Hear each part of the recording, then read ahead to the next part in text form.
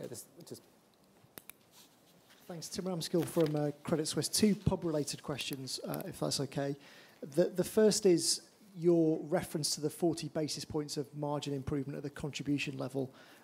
Forgive me if I'm wrong, but that's probably the first time you've given any indication of profit changes within the pub business for a number of years. So can you also give us a bit of a sense as to what's happened to your contribution margins over the 5 years or so since you last reported profit for the pub restaurants? And then the second question is, what comfort should we take from the observation that you're generating higher revenues than some of your managed pub competitors when they have plenty of more wet-led, smaller format, smaller cost, smaller capital-intensive assets? Is it really a sort of fair comparison that you're really beating the competition? Nicholas, do you want to do the first question and maybe... Yeah, in terms of how we look at the restaurants, primarily we look at them at a site level, as I said, and that is the primary way of looking at them. So we don't allocate the cost, most of the costs in there. The contribution we've had is struck at a fairly high level. So what that's in there is the food and beverage and the very direct, the labour that we can really directly identify it. So kind of looking at just that on a kind of longer term trend is kind of quite dangerous. You've got to look at it in the short term to see if you're making the right direction, which is why we've pulled that out.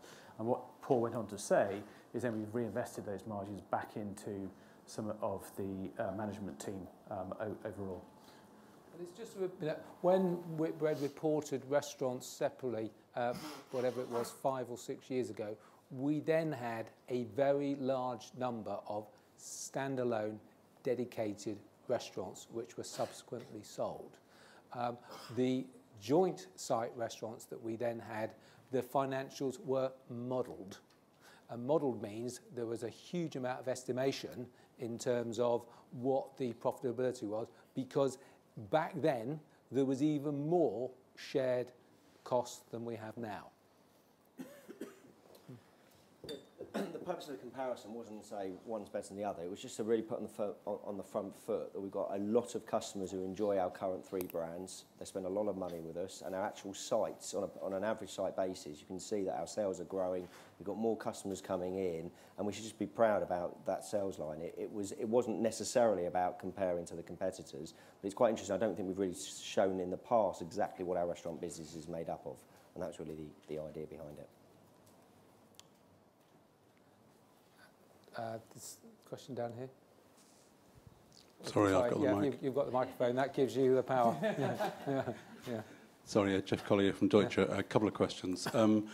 Is it easier to quantify any movement in the Net Promoter Score to a direct profit growth or sales growth number? And then secondly, going back to the dynamic pricing in hotels, once you get to 80% occupancy, is it then down to really reversing the sort of process on dynamic pricing and driving much more rate as we've seen in the US over the last decade, or is the growth more down to filling the rooms up more quickly? Just want to know how the dynamics change once you get to your 80% occupancy level. When you talk about Net Promoter Score, are you referring to Premier Inn? Either Premier Inn or the pubs. Okay. Well, let me answer the dynamic pricing question, and then maybe Paul and Patrick could talk about the relationship between guest score and RevPAR. When we talk about our 80% plus occupancy target, it's worth remembering that that is a aggregation of dynamic pricing, which, as Simon said, is done absolutely at the detail level. So the way we got to the 80% plus target is by looking at all the off-peak days, Sundays, where it's very hard to drive demand because it's simply not there, looking at the week months, whether it's November or February, and then looking also at the degree of immature hotels we've got. So the dynamic pricing is driven very much at each hotel, each day of the week. So the elasticity on a Tuesday night when we're busy is really quite different to what it would be on a Sunday evening. So aggregating all of that, we think that we can steadily improve up to that 80% plus level. And as I was saying during the break to someone else, what we're hoping to do is to improve our occupancy steadily. If we improve it too quickly, there's a risk that we're leaving money on the table. If we don't improve it at all, we're clearly not going to get to the target. Paul, do you want to talk about NPS and restaurants? Yeah, I mean, I haven't done a scientific correlation, Jeff, in terms of between NPS and like-for-like sales. One stat which I quoted earlier, which has made a big difference, is definitely the reduction in our 0 to 3s. So we've done a lot of customer focus groups, and our customers are saying if they were to go into a restaurant and score it 0 to 3, they will not be back in 2 years. Therefore, we really focus on what we call an own goal strategy, which is really reduce the 0 to 3s. There's no question that would have benefited like-for-like sales, but I haven't done a scientific correlation of it, but it definitely bears fruit. There's just a question next door. Jeff. Right. Thank you. It's Ian Ranson from Jefferies. Moving on to the international Premier Inn. 10,000 rooms by 2018 is quite a significant proportion of your total by then. What do you think about in terms of group contribution to profits or profit for the group from the international hotel business by then? Yeah. And secondly, moving to an asset-light model overseas, it's not something you're doing in the UK. What's the difference between the two markets? Okay. Just in terms of, we're clearly not giving out any profit forecast for 2018. What we've said is what it says on the slides, that on our mature hotels, we expect to get double-digit return on capital, combining the owned hotels with the management contracts that we'll have in place then. We've said that we hope to get that business into profit. It will be a relatively small profit by that point in time. But remember, the goal in Premier Inn International is to create a worthwhile profit growth platform, which I hope will start to become material in group terms in the years beyond 2018. And just remind me what your second question was. The question was to do with the way that you operate the hotels. You're moving to an asset-light management contract basis in overseas, but not in the UK. Yeah, I mean, I think we've talked about this before. I mean, one of the critical differences is land. In the UK, we have a well-ordered, institutionally owned, privately owned land market where people buy and sell land and they want to make a sensible return on that. When you go to countries like India, Indonesia, the Middle East, land is often in private hands. It's often been in families for generations. It's often going up quite substantially in value. And I think many of these people look at land like gold. They see it as a store of value in relatively risky economies. It's something that they want to pass on to the next generation. It's something that they're reluctant to sell, and it's something that they don't necessarily want to make a return on. So in order to grow our business, getting access to land speedily and making a return on it means that we need to adopt a completely different model to the one that we've got in the UK. And we've been in the UK for quite a long time. We've built up our land over literally decades, and property here is a key source of competitive advantage, as I think Mark explained. This question here. Thank you. Wynne Ellis from Numis. Just 3 questions if I can. First of all, at Premier Inn, can you talk about the changes between business account customers? In the past, you used to give us details of what was happening with business account, and you haven't mentioned that today. And also, perhaps you could split business against leisure in the regions and in London, and what's happening to the dynamics there, particularly with the dynamic pricing that you've got. The second question was just on Premier Inn and the restaurants. The lowest sort of score in terms of guest satisfaction was on dinner at the restaurants. How much of that is a concern to you? And then finally, on the international business, if you look at the development pipelines of both Ibis and Holiday Inn Express in some of those emerging markets, they've got much bigger pipelines than you. Now, I'm not saying that your targets are unambitious, but do you think you should be putting more of the Whitbread capital behind the growth opportunity that's there, given that these competitors are growing much more quickly? Okay. Patrick, do you want to talk about Premier Inn, business accounts, leisure? So business account, we still operate business account very strongly. It's about a £250 million business. It's growing at about 5 or 6% annually. It's about 27% of our sales. It's really targeted at the small SMEs. That's where we get the major benefit of that. As we sell into that, the small companies, we've got about 19,000 active accounts. I think last month we had about 11,500 of those accounts using. So it's very prominent, working very well for us. The switch we made 3 or 4 years ago is that we then went after big accounts, big corporate accounts. And those big corporate accounts tend not to want to use a proprietary card. They have their own purchase card, be it Amex or something else. And that's where we started to work in that. We started off saying we'd target sort of 30 accounts, delivering 500,000 to $1 million. I think I said earlier, we've got about 43 now. In fact, we have got 43 big accounts that are delivering that sort of growth. So we've got 2 angles to go at it. But still very prominent business account, still do a big drive both at the site and centrally to sign that up. Okay, thank you. Paul, Yeah, I think you're referring to page 92, which basically says that when a Premier Inn guest has dinner, they rate their overall stay much higher, not much lower. So the graph hopefully shows that. The other thing the graph shows is actually when they stay in a joint site and have dinner, Premier Inn stay, they rate the guest experience much, much better than when the Premier Inn stay has dinner in a co-located restaurant. I was looking also at slide 81.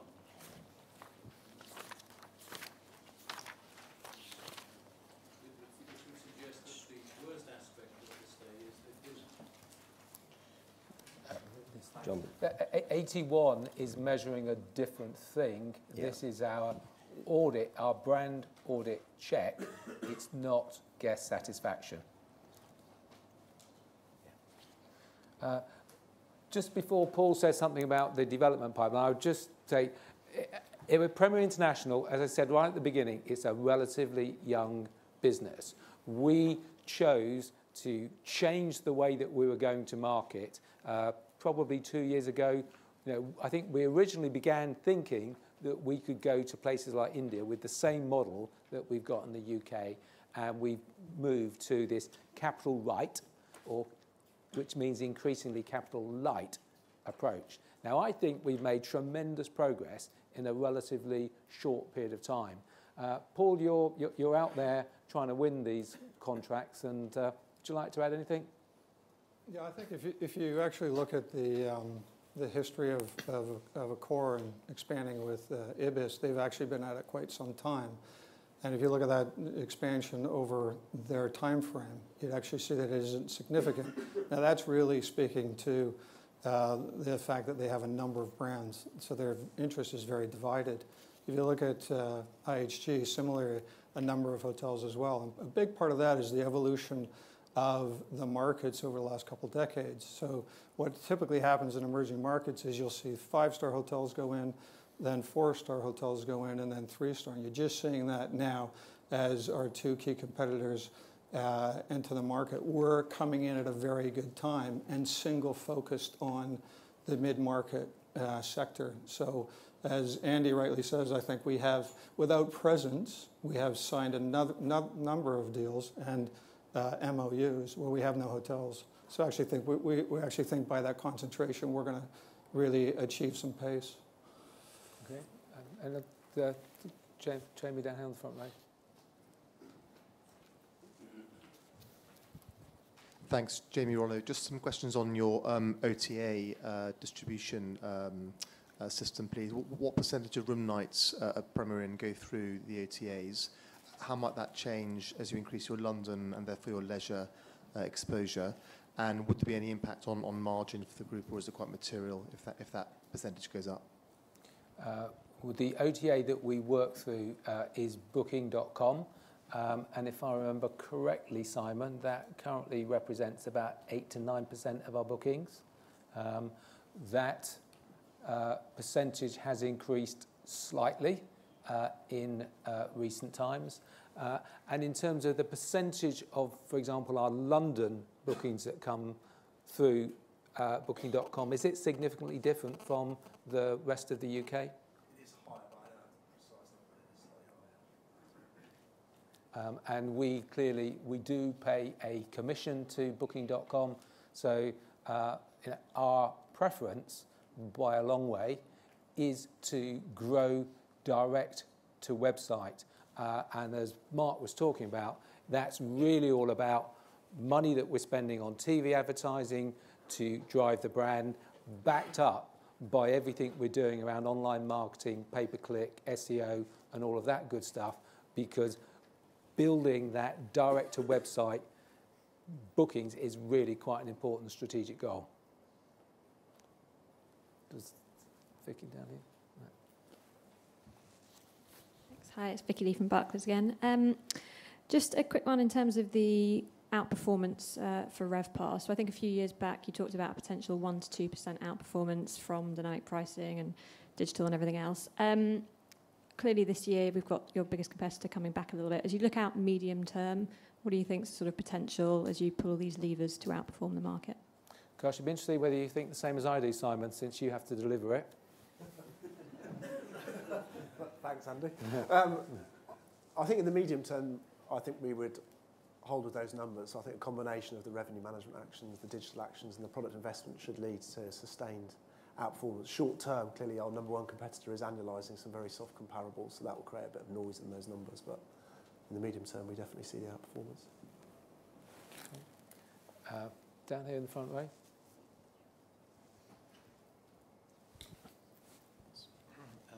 Yes, it's Geoffrey Harwood from Oriel. Just in terms of the restaurants, what's the future for the 25 or so Soulless restaurants, please? Yeah, I mean, I guess I repeat what we have said many times before, that is it 25, Paul, that we've got? It's about, we've kept those primarily because we believe that we can either get Premier Inn extensions, and we have also been steadily selling them. Now, we do have a small number which actually are outright just good restaurants and therefore make a good return on capital. And although they're not strategic, we'd probably struggle to sell them for the value that they have to Whitbread shareholders. And how many would you put into the good category? The vast majority are really strong. Yeah. And you give the same dose of recipe of success medicine to those 25 as you'd give to the rest of the estate, so it doesn't cause you any extra headaches at all. Might be the odd one or two, but most you'd keep. Yes. Just behind you, Geoffrey. Thanks, Lena Thacker from HSBC. One on Premier Inn in terms of loyalty. Given the brand and online and mobile investment, why have you chosen to stay away from a loyalty card? Surely there's an opportunity there. And then on international, I wonder if you could give us, Paul, the occupancy rates for the couple of mature hotels, at least those in Dubai and Bangalore, please. Just on that, I mean, I don't think there's any sense in giving out occupancy for individual hotels because we've only got a couple. I'm not sure it actually says very much. If you look at the trading results, what we do is every 6 months we give you the numbers on the RevPAR and the occupancy for them collectively. In terms of loyalty, that is something that Patrick and I and the team, we debate. And I think the way the debate goes is that there definitely is a proportion of the customer base that values loyalty. And it's basically a debate around points over prices. I think as we look at our leisure customer base and perhaps quite a lot of our business customer base, we are essentially a budget business that's driven around price. Because we know that if we move our rate by 50p or £1, it has a significant impact on occupancy.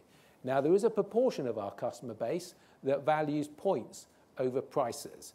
And they tend to be business people who have control over where they stay, and many don't. And they're business people who are prepared to charge a higher price to their expenses so that they can get points to spend on their weekend break.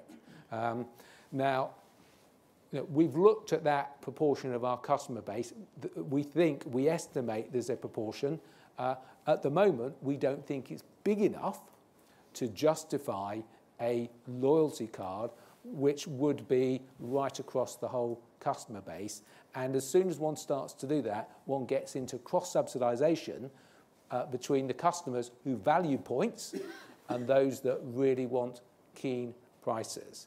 So it is, and it's an interesting question. It's one that we debate every now and then, and we'll just see where we get to. But I suppose to speak it, we have no plans for a loyalty card as we speak today. Yeah. Yeah, Jeff Collier from Deutsche again. Just a quick follow-up on the international rollout. I think if you go back to April and the final results, the plan seemed to be then that by 2018 you'd have about 10,000 rooms as either open or in the pipeline. And now it seems like the plan is to have 10,000 rooms open by 2018. So what's been the marked apparent step up in the process of development there? I don't think there has been any change, and if the... Yeah. Okay, you happy with that? No change yet. Yes, just down here in the front. Tim Barrett from Nomura. A quick question again on restaurants. I suppose they're the only part of Whitbread that isn't the market leader in terms of scale. So what do you do to try and make sure they punch above their weight as brands? And then second question on digital strategy. Can you give us a flavour for how costs on digital might move in the next few years? Okay. Mark, if you want to talk about digital. Yeah, sure. I won't talk any specifics around cost, but I think directionally our investment will be first and foremost in people. So we talked about capability, and you'll have seen that we're adding significant numbers of senior managers to really help us drive after some of those opportunities that are in taking share, driving conversion, and driving efficiency. Okay. Paul, how are you going to punch above your weight? I'll put on a bit of weight. I mentioned earlier that it's clear from a brand propositions perspective that it's an area we can improve on. And the areas to improve on the brand propositions, get a real quality food hook for each of the brands, make sure we get more consistent delivery, improve the service levels, and wrap it around with some stronger branding. And I don't think we've done all of that to the degree we could do. All four of those will push the brands forward. Actually, from a number of sites per brand, actually, we're not in the bottom half at all, because we've got over 100 sites for each of the brands. There are a few brands in the UK with more, but there isn't tens and tens with more. There's enough national scale in those brands, especially outside London, to actually create a compelling brand proposition. And as we've said before, as you look at the value creation in Whitbread, it comes primarily from growing the brands, whether it's Premier Inn or Costa, where we do have clear market-leading positions. And as I said at the beginning, restaurants is out to win the Oscar for Best Supporting Actor. Does that involve significant CapEx? I hope not. No, and I think Paul went out of his way in his presentation to say that we are spending our non-growth capital in line with our depreciation. And building brands is about investing in things that the customer sees, the customer feels, and the customer tastes. Basically, in the software of the business, the hardware of our restaurants is actually not in bad shape. Just at the back there.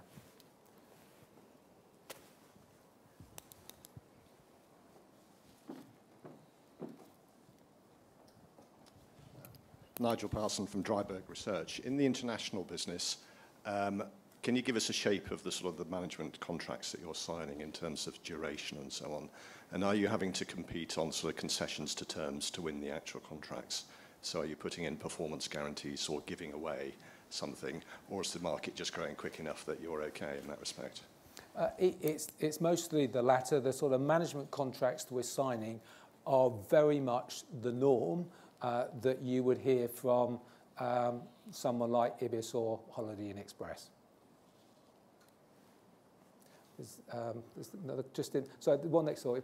Nigel Hicks from Agency Partners. Can I ask what sort of amount of capital is invested in the restaurant businesses, if you can split that out away from co-located, because I presume there must be some cost that's gone in. I think there was maybe on a slide. Is there a cost to the 100% satisfaction guarantee, or can you say how much money actually has gone back to customers for that? Or is it such a small amount it's proof of the pudding and what have you? And restaurant bookings, how many are online and how late are bookings in terms of what you can do digitally with it or prompting by emails? Why don't we just start with restaurant bookings online, Paul? Small but growing much more in Beefeater, given it's a much more full-service brand, and that's where you see the majority of it. Clearly, when you get to peak days, they go up quite high, so Mother's Day, Father's Day, Christmas Day, advanced booking is crucial, but in terms of the everyday trading of the business, it's a very small percentage. I think it will grow through digital, but at this present, it's quite small. John, the Goodnight guarantee? As I said, I think the Goodnight guarantee is really important to our guests and customers. The amount we hand back each year is a very small amount of money. It's a couple of £1 million in terms of the scale of the business. And I think, as Nicola said, when it comes to restaurant capital, we've got capital invested in joint sites. So the capital is really accounted for on the basis of that joint site. Now, we estimate, and I'm not sure what number you're going to give us now. On the slide you saw earlier, it's an estimation of how you have an allocation of that, which is 1.6 million for a restaurant. So, but that was an allocation of it. So, question just.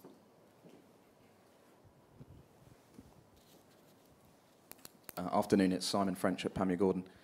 Just on the international strategy again, I think since you've disclosed the performance of the international business with an asset-heavy strategy, the losses are about £25–26 million. And now you're moving to an asset-light strategy. You're going to have to do a lot of management contracts to recoup those losses. Do you just look at it as a line in the sand now and it's the incremental profit growth? Or should we be thinking that some of the existing hotels can recoup some of those losses? I'm not sure where all those historic numbers come from. It's not a number that I can recognise. I'm not saying you're wrong. But in terms of the revenue investments we're making now, you've basically got 3 or 4 elements to it. First of all, we have got a level of fixed cost to run our international business, which is essentially the team that Paul described. That team is designed to run a much bigger business. Secondly, we have got some of the start-up losses on some of the newer owned hotels that we have in place. And then thirdly, we are just beginning to build up a profit stream from the management contracts that we are starting to sign now. And that's why I guess we've made forward-looking comments about where we expect Premier Inn International to be by 2018, and that's why we've said that we're looking to make a double-digit return on capital on the mature hotels by 2018. Okay, and your targets for 2018, do they just come from the existing countries you're targeting, or should we expect that you'd look to expand into other countries in Asia? We're focused on the countries that Paul has outlined.